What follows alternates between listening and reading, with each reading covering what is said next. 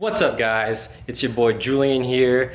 Long time no see, but I wanted to make a quick update video just letting you guys know what I've been up to, started my second year, and also just give you some information about what I did during my summer from M1 to M2 year, and just share some tips on what you can do during your summer as an M1, M2 transition. So let's get started. I did move into a new place. Some of you that follow me on Instagram may have already known that I moved out of my old apartment to a new apartment with my roommate. But in any case, I want to give you guys a professional FitMD apartment tour. So let's get started. All of my youngest, some savages running your trap, at you up with them packages. Rob you for bricks. Here's the front door. I know that's really spectacular.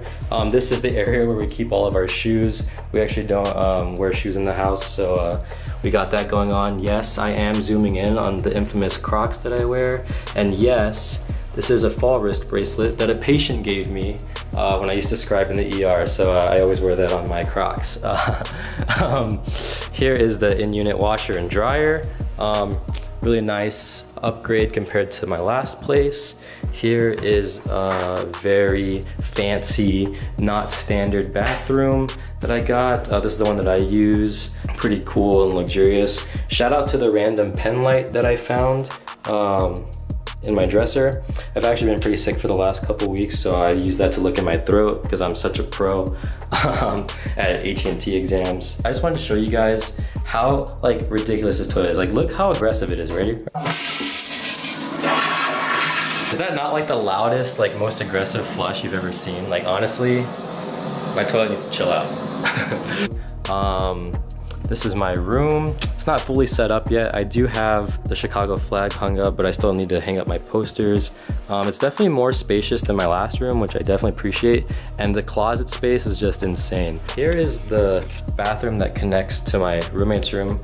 We shared this bathroom for the shower. But yeah, you know, just a standard bathroom. I'm not gonna go into my roommate's room because he is very messy and I don't want to do that to you guys. But now we can go to perhaps my favorite room in the whole place, which is the kitchen. There's this hanger for pots and stuff that we got here. But I really like the island and just the overall setup of the kitchen in general. A lot of you guys may not know this about me, but I actually do like to cook. That's one of my hobbies that I picked up while in medical school. I just like trying new recipes and just playing around with different foods to see what tastes good. So that's just something I do on the side. I will say that I did not know this stove had a pancake maker built in on top, which is pretty cool. So I don't have to use a frying pan all the time when I'm making my pancakes. I will never use these, but these are supposed to be wine holders that you put your wine bottles in. Right now we're just using them for coffee stuff, and my roommate has this really banana holder thing that you can put your banana in so it won't bruise on your way to school. But yeah, just a standard run-of-the-mill kitchen. Here's the living room. Actually, we do not have a TV, even though we do pay for cable, because we don't really watch TV, to be honest. More on my computer, studying or watching Netflix. Here, I know this looks like a really dope fireplace. It's actually fake. It's just for show. Yeah, it's kind of a bummer. I did plan on trying to make s'mores one time in the winter because it gets pretty cold here in Chicago, but I guess that dream is dead for right now anyway. Here's another study desk that we use to study. Drying rack. My roommate dries his clothes there. Just a couch. One thing I do like is we do have a balcony.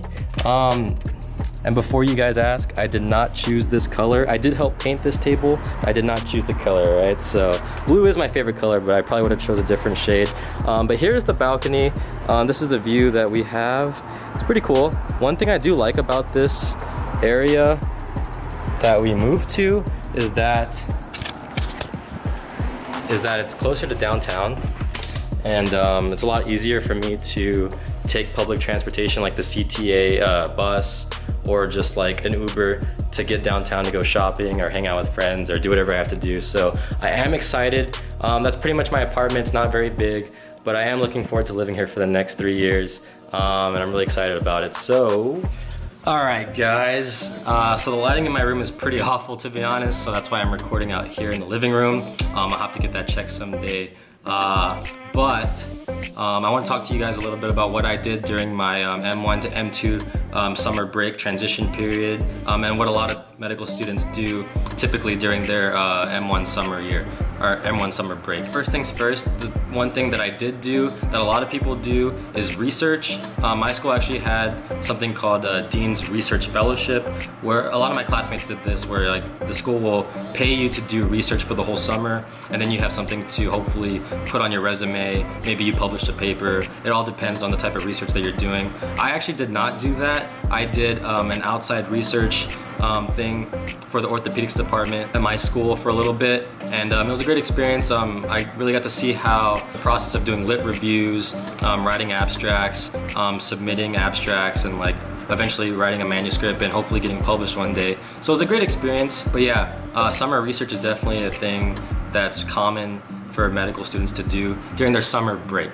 Another thing that you can do that a lot of my friends did was a medical missions trip. One of my friends went to Peru, another of my friend went to I think Costa Rica, and basically they go to these places and it's like with a huge organization, and you just practice like providing healthcare and practicing medicine in a third world country. And so it's really humbling. I definitely recommend it if you're someone that wants to experience what it's like to practice medicine, not in the United States or your respective country, wherever you're watching this from. But yeah, that was actually set up through our school again. Most medical schools will have opportunities like this. Most universities, like undergrads, if you're a pre-med student, will also have these opportunities. So it's definitely something that you could put on your application if you're applying to medical school, or, you know, again, put on your application or your resume if you're applying to residency programs. But yeah, it's definitely something that I would check out if that interests you. Lastly, another thing that people do, and it's gonna sound really gunner of me, but a lot of medical students typically will start studying for step 1 during their M1, M2 transition period. And pretty much I did not study a lot. Like I didn't put 8 hours in every day and really crank out the studying. I did start looking at the material though, reviewing. It's always nice to review. I did receive my first aid 2018 book. But there are some things you can do outside of medicine, outside of school, that I definitely did during my summer break. For instance, I'm a big advocate of traveling. So I actually took 10 days last month to travel to Taiwan with a classmate of mine, and it was so amazing. It was my first time being in Asia, and you know, we had a great time. I did a lot of sightseeing, did a ton of eating. There was a lot of great food. I probably ate more than I should have, to be honest. But I was really humbled by the culture and how friendly everybody was there, and just like being able to take the time to appreciate just a new country outside of the United States, you know, where I've lived all my life. So definitely think that if you guys have the means or can afford to travel, I do think it's a great idea to help enjoy your summer. That being said, I wanted to give you guys a quick rundown of my M1, M2 transition period and what you can expect when you're at the end of your M1 year and you're going into your M2 and you have your summer break. Or if you're a pre-health, pre-science student and you're looking to boost your resume by getting the most out of your summer, definitely feel free to use any of the tips that I just explained to help make you a more well-rounded applicant. To give you guys a little update about my life right now, I am currently in my M2 year. I just started last week actually, and so we are on the sexuality and reproductive block. There is a little bit of renal physiology in there as well, which is kind of random. I don't particularly like this block because it's kind of boring to me. I just never liked embryology. It's kind of like really dry, and then I never really got into it, but I'm sure I'll get through it somehow. There will definitely be a lot of late night study sessions that I'm not looking forward to. That's med school, and I'm always happy to be here. I know I say that a lot. But yeah, if you guys like this video, please feel free to give it a like. Comment down below if I explained anything that wasn't really clear and you need like further explanation. Also comment down below for future video ideas. I love reading your guys' comments. I make these videos to help you guys out and to give you my perspective as a medical student and my experiences going to medical school. But yeah, it would really help me out if you guys subscribe to my channel. You can follow me on Instagram. I'm pretty active on social media. I do have a Snapchat, but I don't really use it that much, to be honest. But hey, if you use Snapchat and you want to add me, feel free to add your boy. I'll have the links down in the description box. But I hope you guys have a great rest of your day, and I will see you guys in the next episode.